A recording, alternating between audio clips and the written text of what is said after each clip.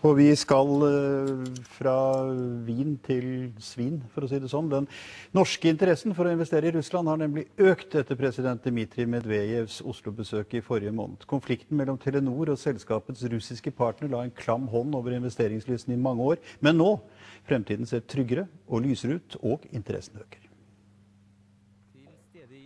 Den russiske presidenten ble mottatt med begeistring da han var på besøk i Norge.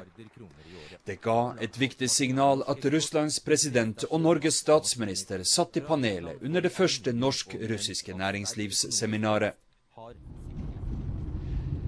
Det er et stykke fra konferansesalen i Oslo til kornåkeren på landsbygda i Kaliningrad. Her har norske og danske bønder gått sammen om å lage et mønsterbruk. Her ute på kornåkeren til svinefarmen i Pravinsk så får man et lite inntrykk av dimensjonene på farmen. Jordene her er 28 kilometer den veien og 28 kilometer den veien. Til sammen 8000 hektar med kornproduksjon som brukes til fôr til grisene. Men det er mer som er stort. 3100 purker sørger på denne gården for å føde et enormt antall grisunger. De norske og danske bøndene har brukt all sin erfaring og det beste som finnes av teknikk til å bygge opp dette mønsterbruket fra bunnen av. 500 millioner kroner er investert. Nå kommer resultatene.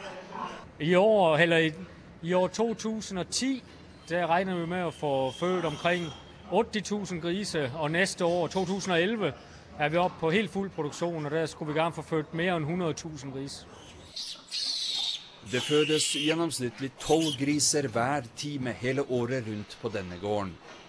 Effektiviteten er det dobbelte av det russiske grisebønder har klart så langt. Det var grisebonde Knut Langeteig fra Drammen som for 10 år siden samlet kolleger og fikk dem til å gå inn med penger og kunnskap. Nå er over 200 norske og danske bønder med på denne investeringen. Det samme er investeringsfondet Capman. Her kjente vi da gründeren i prosjektet, Knut Langeteig, en av Europas ledende grisebønder. Han hadde allerede fått med seg mer enn 200 norske og danske bønder.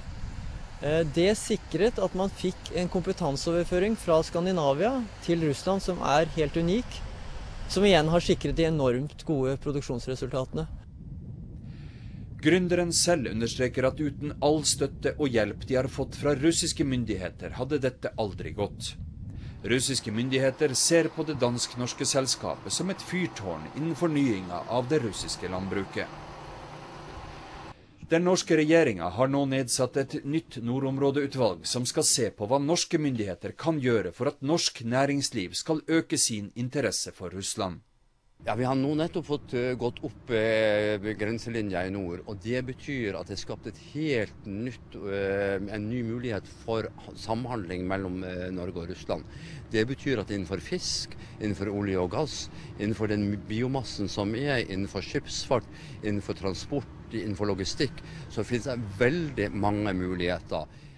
Det norsk-russiske handelskammeret som arrangerte næringslivsseminaret med Medvedev og Stoltenberg er klar på hva de mener bør gjøres.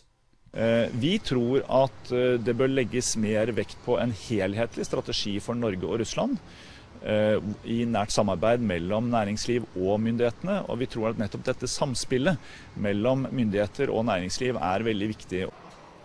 Grisefarmen i Kaliningrad er bygd opp i det stille av norske og danske bønder under den mest turbulente tiden for utenlandske investorer i Russland.